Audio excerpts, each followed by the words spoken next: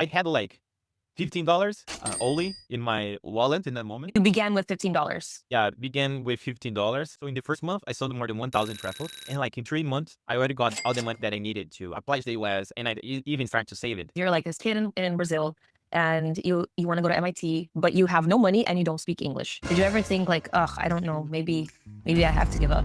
Giving up was not an option at all. 3 years ago, I founded Be Confident, one AI company to help people learn a language. In the last 12 months, we reached more than 7,000 paying customers and $5 million in revenue.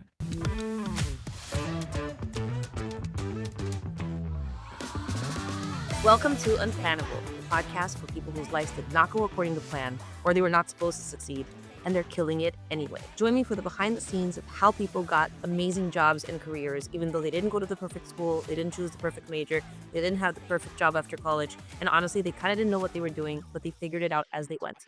I'm your host, Gina Gotthilf, and I was voted most likely to drop out of college. And I did. I also got fired and laid off before I was hired to be the head of growth and marketing at Duolingo, built my own venture capital firm since, met a president at the White House, worked on a presidential campaign, and I'm now building my own venture-backed startup.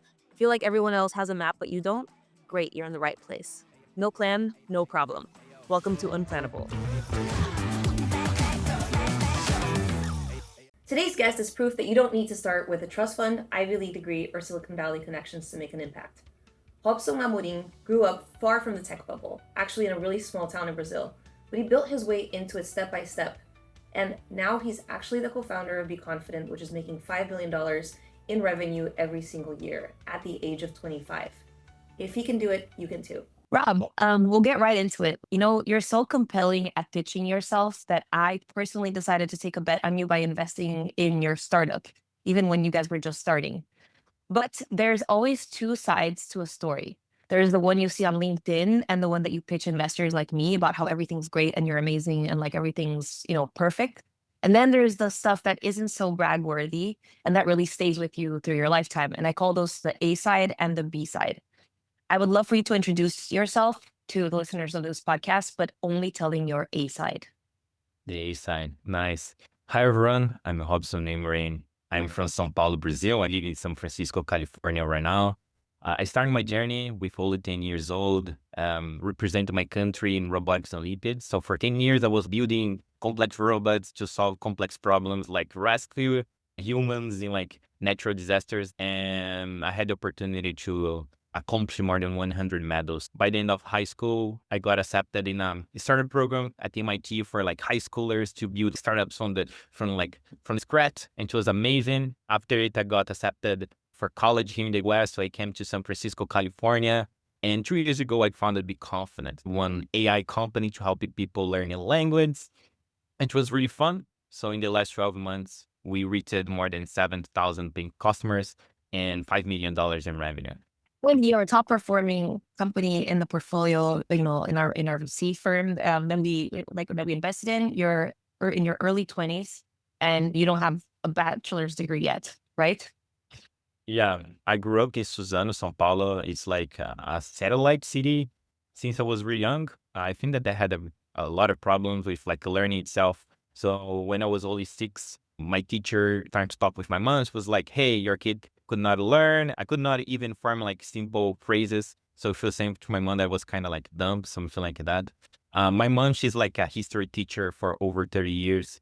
So it was really difficult for her at that moment because she could help a lot of kids, but could not help myself. She was like trying different things. I was educated with a learning therapist that helped me understand the way that I learn better, my main skills, strengths, and etc.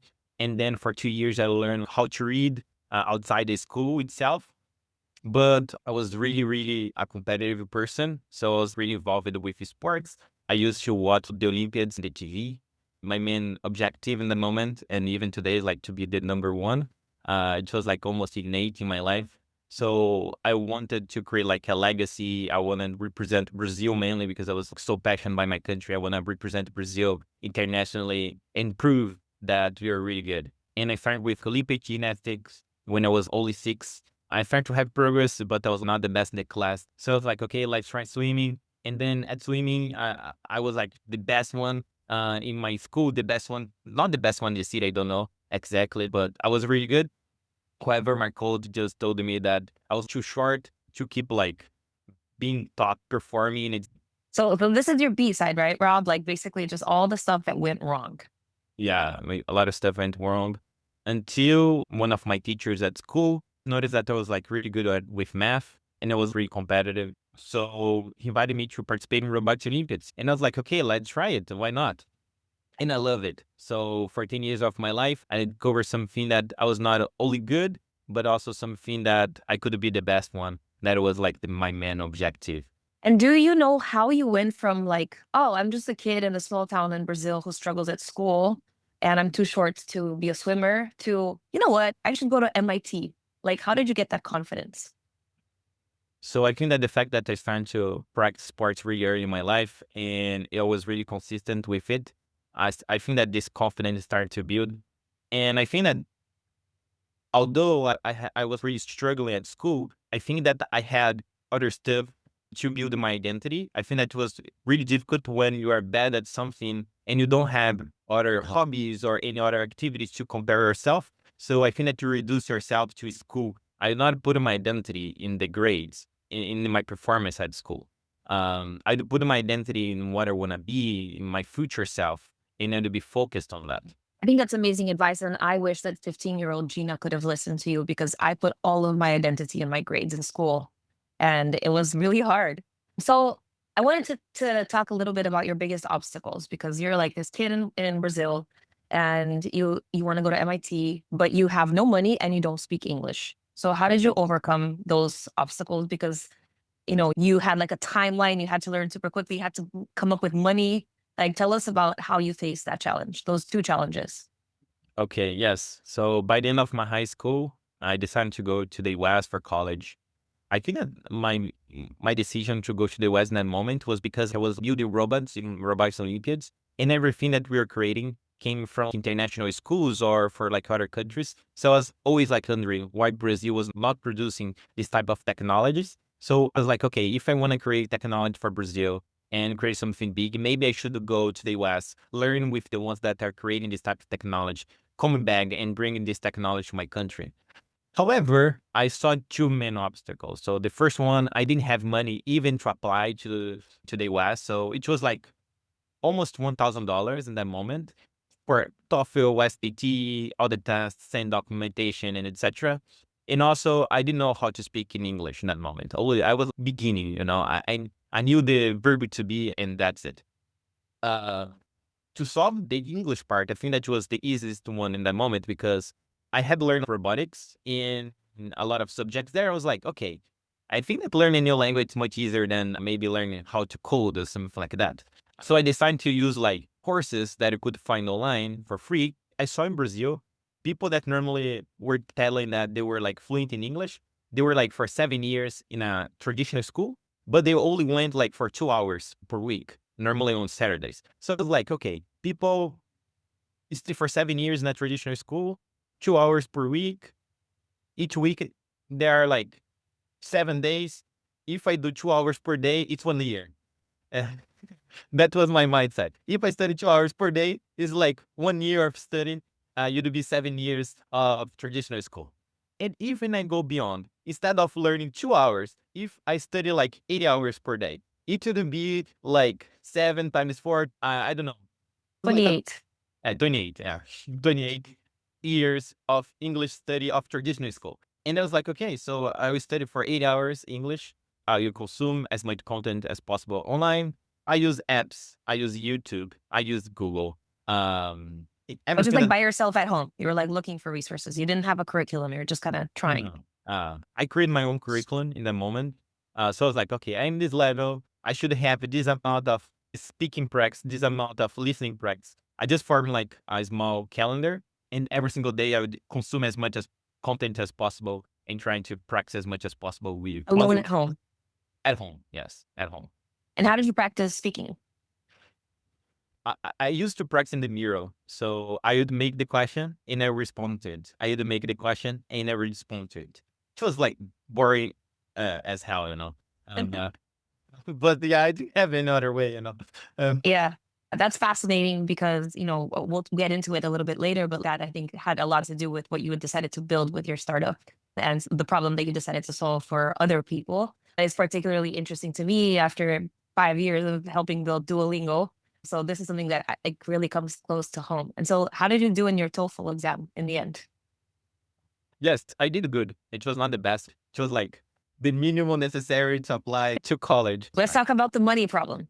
How did you Okay. solve that as a high schooler? Okay. When I was in high school, I was like robotics. I was like competing. I had a team. So I didn't have a lot of time. I could not go to like a normal job, anything like that. I need to find some specific opportunity that I could use like 1, 2 hours of my day to earn as much money as possible to be able to go to the US. And in that moment, it was really common to myself seeing people like in my school or in the streets, etc., selling chocolate truffles. I don't know if it's like something that's usual to sell chocolate truffles in the US. I Maybe mean, there's chocolate. less people on the street selling things on the streets in general, but yeah, in like emerging countries, it's very common. People just sell all kinds of things like in traffic. Yes. So I was like, okay, there are people selling, there are people buying, so there's a market. However, people didn't have a scale, you know? They would just only sell like a bunch of truffles to their friends, so they could not make a lot of money. So I noticed that in my school, which was kind of big school in the city, so there are like, I don't know exactly the number, but it's more than 2,000 people for sure. It's a really big school. So it's like, hey, there's a big movement of people in the beginning of classes. So if I go to the front of my school and trying to sell chocolate truffles there, and I create a really good marketing campaign to bring their attention to myself, maybe I will be able to sell a lot of chocolate truffles. First of all, how did you get all of those truffles and like chocolates? Where did you source them? Because that's not easy. Also, you're a high schooler. Where are you getting this Yeah. stuff? Yes. I had like $15 only in my wallet in that You moment. began with $15. Yeah, it began with $15. So I found like a chocolate factory in São Paulo. They were selling like chocolate truffles, but in at scale. So I need to buy like a minimum of like 1,000, something like that. So I just went there. It's like, hey, I'm Robson Amorim. I created this business for college. Maybe you can help me. And I was like trying to convince them that was a good deal for them because I would sell like millions of truffles. I was trying to pitch them. I was like, hey, I'm gonna create this big industry, this big store to sell truffles and blah blah blah. I'm starting small, but I'll be big someday. So maybe you can help me. I feel that they were like, oh my god, let's just sell these truffles to this kid. But it was like so far away from my home. So it took me, I don't know, 2 hours to go there by train. I would come back with like a bag, like a military bag, filled with chocolate truffles, so super heavy. Because I didn't have a car or anything like that, I could not even drive. Okay, so then you got all of these truffles, and then how did you figure out the marketing part of it? I want to create something different. I want to bring attention. So I built this food bike. I use like a really specific and beautiful bike with like a blue color that was so different from anything else that you could see. And could like see the bike far away, you know. Where did And you get this bike? Sounds expensive. I made it by myself. No Uh, way. You didn't make I a made, bike. yeah, I made not the bike itself. Like I bought the bike. I used the bike online, Yeah. but it was like not really good, the bike itself. So I rebuilt it and I painted everything. I stayed like, I don't know, 2 weeks designing it on Photoshop. And then I made myself. I have a bunch of photos I can send you later on, Gina. But yeah. That's cool. Okay, I believe you. That's amazing. All right. And then the last part of this is like you're like, okay, I'm gonna sell these chocolate truffles at the entrance and maybe at the exit of the school day. And I get this amount, like I think I can sell this amount per hour, etc. But it's just me. And like I'm not gonna be able to like surpass that amount of truffles, right? And so then what did you do? Yes. Really early, I noticed that I could make much more money than I planned. So in the first month, I sold more than 1,000 truffles. And like in 3 months, I already got all the money that I needed to apply to the US and I even started to save it. So I just noticed that I could even go beyond it and create like a business itself. So I invited my whole robotics team, 5 people, to start to sell truffles in front of the school. So yes, it was like my first hires. And for 9 months, my whole team working with me to sell truffles and invest in our robots. And that year, we're the best robotics team in the state of São Paulo, competing with all the big schools in the state. And then we're the fifth best team in Brazil. You told me that was your first 100x return, right? Yes, even more 100. I think that maybe it was like 1000x. Wow. So like did that like unlock something in your brain in terms of like what was possible? Some things. First of all, how much we can do with like little resources. And the second one, it was more about entrepreneurship. It was super clear in that moment for me that it'd be much more worth it to create a business by myself than going work for someone else really young in my life. Because I was super young, I was like 17 and I was making a lot of money. So I was like, why am I gonna work for someone else if I can make much more money here? So yes, that was my main learnings. Yeah, that was gonna be my next question. Like, why didn't you just get a job like everyone else? Everyone would be like, I need money. I'm gonna go work at McDonald's, you know? Like even before you realized that, because you had that realization when it worked out. But before it worked out, did you think like maybe how I should just get a job or no? No, it was not even a possibility for me because I was super focused in my team. So it was already like a full-time job because I would stay my whole day in my school lab working with my team. And the other part of my day, I would be like studying. I would be like in high school. So I didn't have much time. So I had like 3 hours max that I could do something to get as money as possible. So I could not do like a formal job. So it was like trying to solve multiple variables at the same time. Awesome. Okay, hobby. You know, you talk a lot about confidence, and your company is called Be Confident. And you had an incredible amount of confidence for someone who came from like, you know, especially your background, but any kid.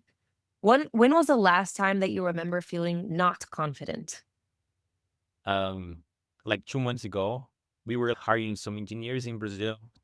However, we want to hire super, super good engineers for Be Confident. So like a staff level engineer.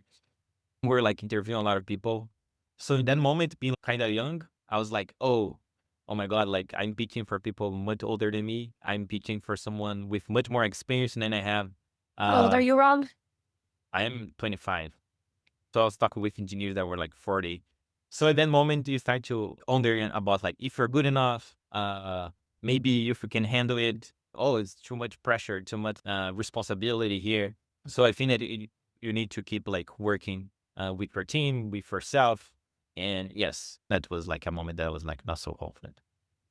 I was gonna ask you, Rob. I mean, we haven't talked at all about Be Confident, and I'm sure listeners are probably curious, like what is that? So I would love, you know, if you could tell us a little bit about what's the problem you're solving, how are you solving it, and then talk a little bit about how you were profitable so early on and how. I came from this really humble background, so I didn't have the opportunity to study English at school. I studied English at school, but it was not like the best course possible that there would be that would read fluency. And then when I came to the US, in just like 6 months living abroad, I saw how much my English improved. So I still think that my English is improving. Like it's not the best one, far away from it. Um, but like in 6 months, I had a lot of progress, a lot of progress. It was like magic. So I was like this person that could not even say hi to someone that could like be more confident talking with people. And the same thing happened with Felipe, that is my co-founder, the CPO. So we start to wondering what were like the principles behind Study Abroad program and why everyone that came to the US, they always say, hey, I came here and then my English improved so much.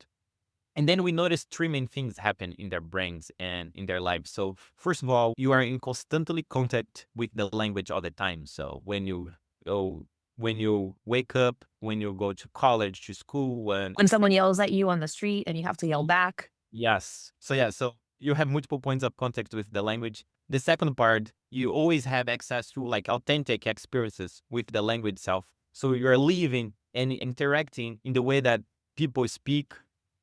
And also you have the need to speak the language as well. Like if you don't speak in English, living abroad, you're just like uh, that, you know. You're gonna not gonna buy food.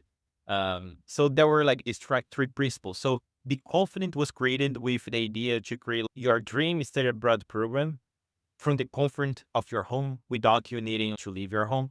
So the main side that we had is that people they split their time between like multiple platforms during their day, and they tend to have a lot of downtime, a lot of idle time. So we created this multiple platform ecosystem where people in different platforms they could interact with, be confident and talk and interact in the same way that they would do living abroad. So Latin America, for example, 98% of all the people, they use WhatsApp and they open WhatsApp in average like 30 times per day. So we first of all created like these solution inside WhatsApp. So people, while having breakfast, talking with their family, they cannot do like Duolingo or anything like that. They are like interacting on WhatsApp. Be confident pop up there and then start to talk, interact with our AI tutors. However, after they finish their breakfast, they need to do like their chores or they're gonna wash their dishes. They cannot use their hands. So it's be confident to recreate the app with like audio calling, video calling, so you can interact and speak while you are doing other stuff. And even while you're in your computer, so be confident you also wanna create this ecosystem in the browser. So the idea is like we creating these multiple tutors that follow you during their day. So you're gonna have these multiple points of contacts in the same way that you'd have living abroad. So right now we have more than 1 million people in the platform, got more than 7,000 paying customers and more than $5 million in revenue in the last 12 months. So yes, it's growing. We are profitable also from day one, as you have mentioned before. I think that it's part of also of this background of ourselves. So we want to be independent. So we create a model focused on making money and creating a solid cash flow system where we could reinvest in the product itself without depending on VC money. What would happen if you weren't able to get money or learn English or any of these things, or get money from Be Confident? Did you ever think like, oh, I don't know, maybe I have to give up? No, I don't think that give up was like option. Since I was very young, giving up was not option at all. It was also super clear for me that if I gave up, like where am I gonna go, you know? If I gave up, I'm gonna go, I'll come to Brazil to do what, you know? I need to do the best myself. So I'm here in San Francisco, for example. Like if I gave up, what am I gonna do? You know, I'm gonna live in Tenderloin. I don't know, like not in Tenderloin. Sorry, but Giving up in San Francisco to live in Tenderloin. where finally, you know, the street. Uh, so it's not that I had. I think it's more. I didn't. I don't have a plan B. A plan B. It's not that I don't have a plan B. It's just like it's or it works or I'm just like sorry for the word. Fuck it. You know. Yeah. Yeah. So I just need to give the best that I can. So some days I'm super tired. And some days I'm super struggling to make stuff happen. But I'm all the time like, hey, I wanna create something big. I want to create something big for Brazil. I need to keep it going, you know. And when I came to the West, I was like, okay, how can I live without a scholarship? I got a scholarship, a really good scholarship. But my mind was like, okay, if I don't have a scholarship, what is the travel that I can say itself here? What's the job that I can do? What can I do to not depend on that? That's super interesting because you actually have a lot of plan Bs, but it's like a plan B that only applies to your plan A. Like Yeah. plan A must work. In order for plan A to work, here are like 5 different options of things that I'm going to try. Right. Yes. But like if Yes. this doesn't work, it's not like you didn't think it through. You did, but you just like you thought it through until, and then like if none of that works, then you don't have a plan B. Then it's like, then fuck it. Yes. Like I believe that there are different paths that you can follow to reach the same thing, you know? So for example, I want to apply to the US. I could find like organization that would fund it to myself. I didn't need to sell truffles. There are some foundations like Fundação Estudar. Then I also got a scholarship later one that also pay for yourself to apply. And there are multiple possibilities. In that moment, I think that the plan A is okay. Go to the US, create a company, scale it, the plan Bs can be the different paths that you can follow, and then you need to test one by one. And if one doesn't work, okay, I want to try the next one, and then the next one, and the next one, and the next one, and it's fine. That's one of the reasons why I did invest in you, is because you struck me as a guy who would just not take no or failure as an option. And that's something we look for in entrepreneurs. Looking back when you were young and you thought about the potential to fail, which was never a real option, but I think we all in the back of our mind were like, we're aware that failure is an option. Like when you're trying to become the best swimmer and the coach tells you you're too short, like you don't, sometimes it's just outside of your control. I'm curious how your perception of what it means to fail has changed over time, like how you thought about failure back then and today. Like what does failure mean to you? Like what would it mean to fail? Failure was like almost a process for me in that moment. I think that sports helps me a lot in that way, because when I didn't win a competition, I always had the opportunity the next year to try again, and then to try again, they try again. And I think that one of the most difficult moments for me was like my last year of high school.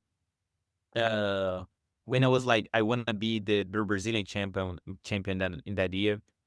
And then we ended up being the fifth best team in Brazil. And then that moment, I remember that it was like crying for like, I don't know, 3, 4 days in a row. I was so sad because it was like my last year. It's like 10 years working. And then the last year of my high school, I think that the worst moment possible, which was like when I saw that I could not do that again.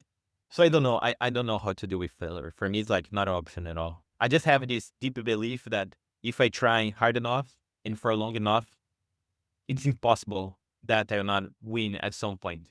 Uh, it's just impossible. I'll get there somehow. I don't know how, but I'll get It's there. amazing. And that's amazing. And I think it's important because you found something that you love that you're really good at. Because if you kept trying to compete forever in swimming, you would have probably failed, even with all the time in the world and effort, right? I don't consider like trying again a failure. It's not a failure, just like we're pivoting. That's the way that it's said in startups. It's just pivoting. I'm not giving up the idea, just trying a new one and a new one. And I think that if you keep trying like new opportunities, I think that it's a success. At some point, I'm gonna get there. And so Yes. I love that version. Like it's almost like treating ourselves like startups treat themselves, which is like you have to be growing and learning and adapting and changing as quickly as you can until you find that thing that like you can keep going with, and then there's no way that you won't succeed. I have today and I have tomorrow, and then I'm gonna try different ways to make it happen, like with the resources and the time that I have now. And that's fine. Like I love the idea of pivoting in startups, and even be confident is a pivoting idea. We were like a breakfast subscription model that delivered breakfast at home. What?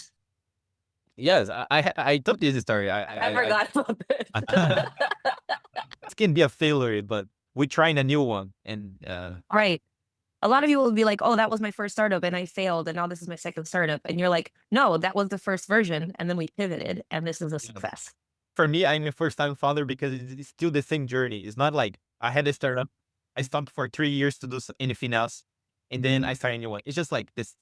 I'm still, I'm a founder in a company. The company changed names, changed solutions, but it's still the same team and the same mission, desire. I'm gonna get into nerd mode for just 1 second, but it's called the Ship of Theseus. Have you ever heard of it? No, no. So the Ship of Theseus, I won't go into details, but it's basically the story, an allegory about a ship sailing from Crete to somewhere else. And it's the ship, it goes out to sea, and during the voyage, like the mast breaks down and the sail rips, and like all the pieces of the boat, including every single plank of wood, breaks at some point. And the sailors have to go and they replace them. They replace them with new material. They make a new mast, they make a new sail, and as they're going, they're just fixing the boat. And by the time that the boat arrives, it doesn't have any of the elements that it had when it left the port. So now it's that boat, but it doesn't have literally none of the wood, none of the fabric, none of it is the same as when it left. And so it's a big question about the philosophy of identity, which is what does it mean to have an identity? Like, is it still the same ship or not? And like I find that our lives are very much like that. And what you're describing is that too, which is you are one person on one journey with one startup. But like, it doesn't matter that you replace everything. Like you're still on that one journey, and that's what matters. Yeah, that's a perfect way to put it. That I love it. That was nerd gene. I studied philosophy. So to end, do you have any advice? Considering that I really love that you said resilience to uncertainty and change is one of the most powerful things that you can have. Considering that, do you have any advice for teenagers today who are in high school or college students who are thinking like, "Oh my God, I don't know what I want to do. I think I'm going to fail. I'm really nervous about the rest of my life." Like, what's one piece of advice you might give them so that they can feel more confident? There's a phrase that it was like in my wall during my whole high school. It was a phrase from like Martin Luther King that they said one day. I don't know exactly the phrase right now, but like if you cannot fly, run. You can. If you cannot run, walk. If you cannot walk, just keep it going. Doesn't matter how you go, just keep moving forward. So that's something that I strongly believe. So sometimes you don't have an airplane ticket to go from Brazil to the US, but there are other different possibilities to do the same thing in different paths. So if you're in high school, you're struggling to do something, just keep it going. Find a specific spot that you can focus in that day and keep it going, keep it going, keep it going. I think that the consistent day by day gives a lot of opportunities and a lot of results in the end of the day. So keep it going. That's my main advice. Easy, one foot in front of the other. I think that's a perfect way to end. Rob, it's been a pleasure to talk to you. I'm a huge fan. And I thank you for your time. Like, entrepreneurs don't have any time. So the fact that you were here for all this time is very meaningful to me. Thank you. Thanks so much, Gina. Bye bye. Bye bye.